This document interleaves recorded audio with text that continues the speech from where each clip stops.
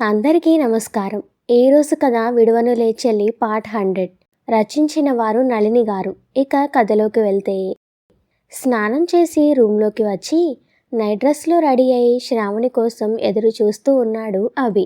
కానీ అతను వచ్చి గంట దాటుతున్నా కూడా శ్రావణి జాడ లేకపోవడంతో దీనికి బొత్తిగా నా మాట అంటే లెక్క లేకుండా పోయింది, చెప్తాను దీని సంగతి అంటూ ఫోన్ తీసుకొని శ్రావణికి కాల్ చేయబోతుండగా కూతుర్ని తీసుకొని శ్రావణినే పైకి రావడంతో ఫోన్ పక్కన పడేసి, ఎంతసేపు అయింది నేనొచ్చి, ఇప్పటి వరకు కింద వాళ్ళ ముందు కూర్చొని కబుర్లు చెప్తున్నావా అంటూ అరిచాడు అభి. ష్, అరవకండి, పాప పడుకుంది అంటూ సైగ చేసి పాపని ఉయ్యాల్లో జాగ్రత్తగా పడుకోబెట్టి ఊపింది కదులుతున్న కూతురు హాయిగా పడుకోవడం కోసం. దాంతో ముందు వెళ్ళి డోర్ లాక్ చేసి ఏసీ ఆన్ చేసిన అభి అప్పటికే కూతురు పడుకోవడంతో ఉయ్యాలకి ఉన్న నెట్ క్లోజ్ చేసి శ్రావణి చేతిని పట్టుకొని మీదికి లాక్కుంటూ, నన్ను ఏడిపిస్తే నీకు పాపం తగులుతుందే రాక్షసి అంటూ ఆమె మెడ వంపులో మొహాన్ని దాస్తూ అన్నాడు. మీరు రాను రాను మరీ చిన్నపిల్లాళ్ళ తయారవుతున్నారు అభిగారు అంటూ ఇష్టంగా అభిని అదుముకుంది తనలోకి. హా, చిన్నపిల్లాన్నే, అందుకే ముందు నాకేం కావాలో చూడు, అప్పుడే గోల చేయకుండా ఉంటాను అంటూ ఆమె చుట్టూ చేతులు బిగించి, ఎందుకే నన్ను ఇంతగా ఊరిస్తున్నావు? మన మధ్య ఎంత దూరం వచ్చిందో నీకు తెలీదా? పెళ్ళైన దగ్గర నుండి తృప్తిగా కాపురం చేసుకున్నదే లేదు. ఇప్పుడిక ఏ అడ్డు లేదు కాబట్టి మనం మళ్ళీ మన ఇంటికి వెళ్ళే వరకు నాకు అడ్డు చెప్పావంటే చంపేస్తాను నిన్ను అంటూ ఆమెని ఎత్తుకొని బెడ్ మీదకి తీసుకువెళ్ళాడు. చిన్నపిల్లాళ్ళ మారం చేస్తున్న అభికి నవ్వుతూ సహకరించింది ప్రేమగా శ్రావణి. కొలతలు మారిన ఆమె కొత్త అందాలు అతనిలో ఓపికకి పరీక్ష పెడుతుంటే పెదవులు ముద్దులని అద్దాయి ఆమె ఒళ్ళంతా. కళ్ళు చూపులతోనే కవ్విస్తుంటే చేతులు తమ పని తాము చేస్తూ శ్రావణిలో తమకాన్ని పెంచుతుంటే తెలియకుండానే దూరమైన ఇద్దరి బట్టలు వాళ్ళని పసిపాపల్ని చేయగా అతని ముందు అలా ఉండలేక నునుసిగ్గుగా అభికి గట్టిగా హత్తుకుంది శ్రావణి. అంత చల్లని ఏసీలో సైతం ఇద్దరి ప్రణయ సంగీతంలో పుడుతున్న వేడికి ఒళ్ళంతా చిరు చెమటలు అలుముకున్న వేళ చెమటకి అంటుకున్న ఆమె జుట్టుని సరిచేస్తూ ఆయాసపడుతూ ఆమె మీదకి వాలి లవ్ యూ అంటూ ఆమె నుదుటికి ముద్దు పెట్టాడు అభి. బాధని సైతం తీయగా భరించే వేళ అలసిపోయిన కన్నులు సేద తీరమని మూసుకుపోతుంటే తృప్తిగా అతని ముద్దును స్వీకరించి పక్కన చేరిన అభి గుండెల మీదకి చేరింది శ్రావణి. ఇద్దరికీ కలిపి దుప్పటి కప్పి, నీకేం ఇబ్బందిగా లేదు కదా అని అడిగాడు ఆమె వీపుకి అంటుకున్న హెయిర్ సరిచేస్తూ అభి. అని అభిగారు అని పిలిచింది తీయగా. అబ్బా అంటూ గుండె పట్టుకొని, ఇంత క్యూట్గా పిలవకే, నా వల్ల కాదు అన్నాడు నవ్వుతూ అభి. చెప్పేది వినండి అంటూ చిన్నగా అతన్ని ఒకటి వేసింది చిరుకోపంగా శ్రావణి.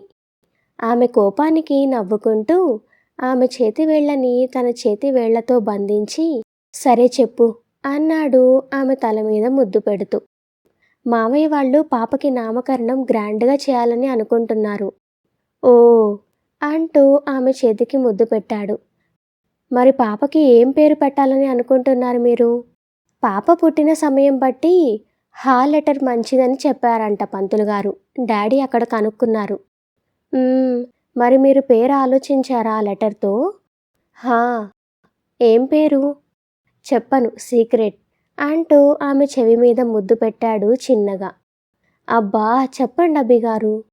చెప్తే ఏమిస్తావు అని అడిగాడు అభి.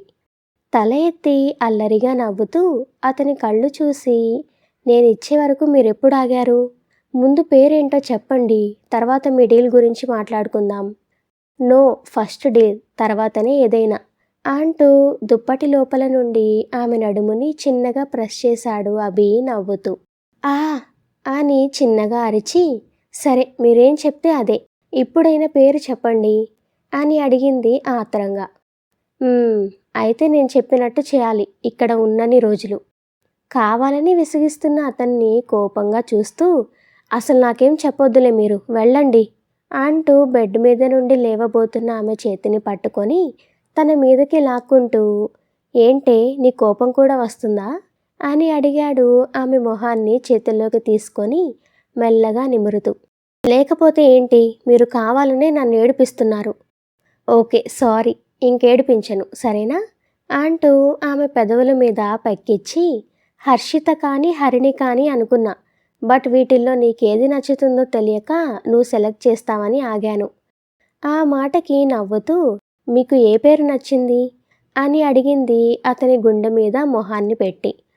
ఆమె మొహంలోకి చూస్తూ, నాకు కొంచెం పాత పేరైనా కూడా హరిణి బాగా నచ్చింది.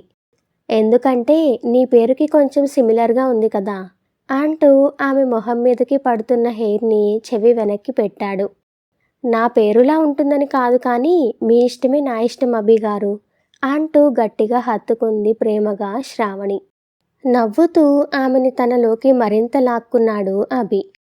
ఇంతలో అతని ఫోన్ రింగ్ అవ్వడంతో పాప లేస్తుంది అని పక్కనే ఉన్న ఫోన్ అందుకొని వెంటనే ఆన్ చేసి కూతురి వైపు చూస్తూ, హలో చెప్పరా అన్నాడు అభి.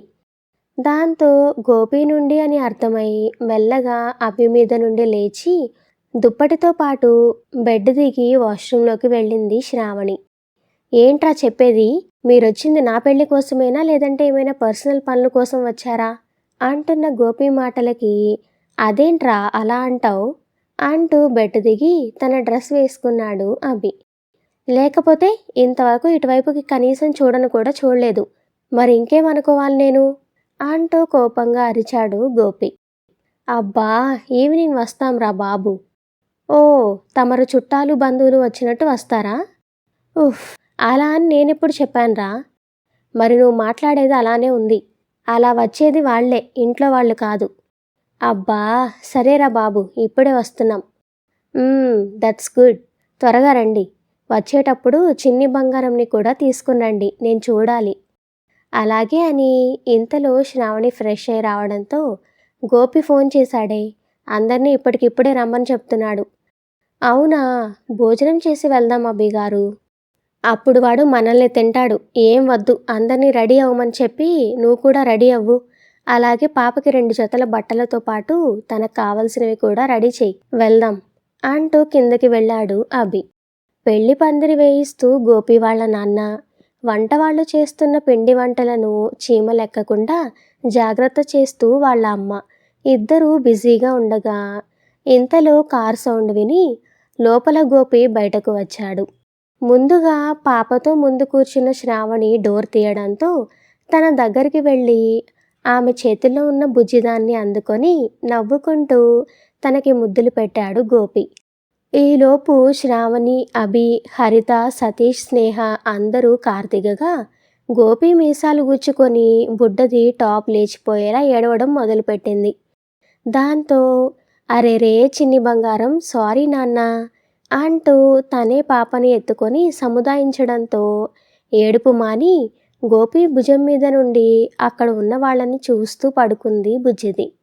వచ్చిన వాళ్ళని చూసి, రే అంకులాంటి వాళ్ళెక్కడా అని అడిగాడు గోపి.